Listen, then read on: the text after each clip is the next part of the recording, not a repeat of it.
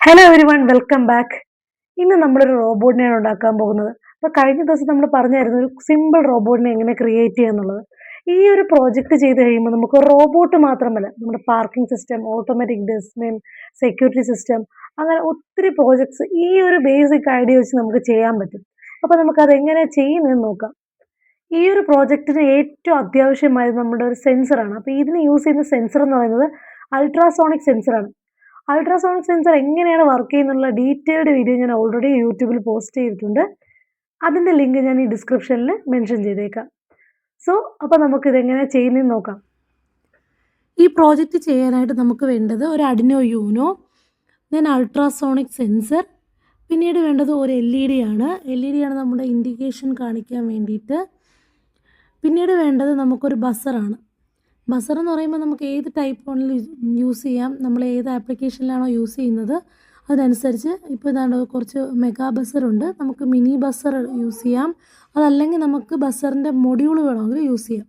അപ്പോൾ നമുക്ക് ഏത് ടൈപ്പിലുള്ള സൗണ്ടാണ് പ്രൊഡ്യൂസ് ചെയ്യേണ്ടത് അതിനനുസരിച്ച് നമുക്ക് ഇഷ്ടമുള്ള ബസർ നമുക്ക് ചൂസ് ചെയ്യേണ്ടതാണ്. നെക്സ്റ്റ് നമുക്ക് വേണ്ടത് പ്രോഗ്രാമിംഗ് കേബിളാണ്. അഡിനോയിലേക്ക് പ്രോഗ്രാം ഇൻസേർട്ട് ചെയ്യാൻ വേണ്ടിയിട്ട്. അത് കഴിഞ്ഞിട്ട് നമുക്കിനി ഫസ്റ്റ് അൾട്രാസോണിക് സെൻസർ തന്നെ കണക്ട് ചെയ്യാം.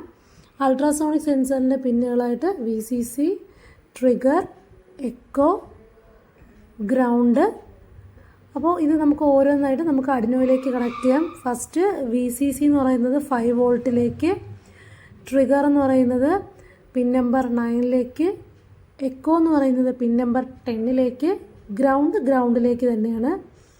അത് കഴിഞ്ഞ് നമുക്ക് LED കണക്ട് ചെയ്യാം. LED എന്ന് പറയുമ്പോൾ LEDയുടെ long leg pin number 13ലേക്കും, short leg എന്ന് പറയുന്നത് ഗ്രൗണ്ടിലേക്കാണ്. ഷോർട്ട് ലെഗ് എന്ന് പറയുമ്പോൾ മൈനസാണ്, സോ നമ്മൾ ഗ്രൗണ്ടിലേക്ക് കണക്ട് ചെയ്യുന്നത്. നെക്സ്റ്റ് നമുക്ക് കണക്ട് ചെയ്യേണ്ടത് ബസറാണ്. ബസറിന് 2 ലൈനുണ്ട്. ഒന്ന് ബ്ലാക്ക് കളേർഡ് വയർ എന്ന് പറയുന്നത് നെഗറ്റീവാണ്, അത് നമ്മൾ ഗ്രൗണ്ടിലേക്ക് കൊടുക്കും. ദെൻ റെഡ് കളേർഡ് വയർ എന്ന് പറയുന്നത് പോസിറ്റീവാണ്, അത് നമ്മൾ ഡിജിറ്റൽ പിൻ 7ലേക്കും കണക്ട് ചെയ്യും. അപ്പോൾ ഇതോടുകൂടി നമ്മുടെ ഈ ഒരു പ്രോജക്റ്റിൻ്റെ കണക്ഷൻ കഴിഞ്ഞു. സോ നമുക്കിതിൻ്റെ ബാറ്ററി കൊടുത്ത് ഇതിൻ്റെ വർക്കിംഗ് എങ്ങനെയാണെന്ന് നോക്കാം.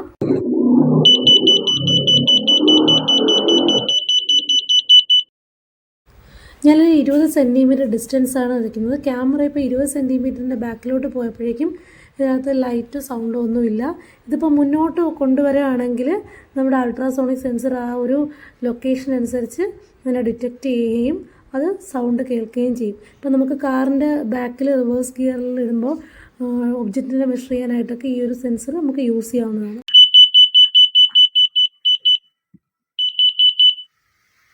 ഇത്രയേ ഉള്ളൂ ഇന്നത്തെ വീഡിയോ. വളരെ സിമ്പിളായിട്ട് സർക്യൂട്ടാണ്, വളരെ സിമ്പിൾ പ്രോഗ്രാമിംഗ് കൺസെപ്റ്റുമാണ്.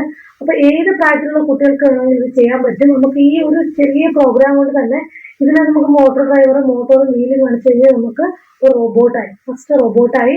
ഇത് നമുക്കൊരു പാർക്കിംഗ് സിസ്റ്റത്തിൽ യൂസ് ചെയ്യാം.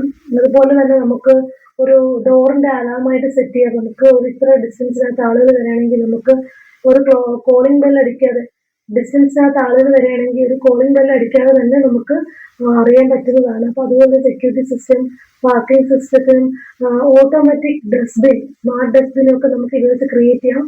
സ്മാർട്ട് ഡസ്റ്റ്ബിൻ ആകുമ്പോഴേക്കും നമുക്കൊരു സർവോ മോട്ടോറും കൂടെ ആഡ് ചെയ്താൽ മതിയാവും.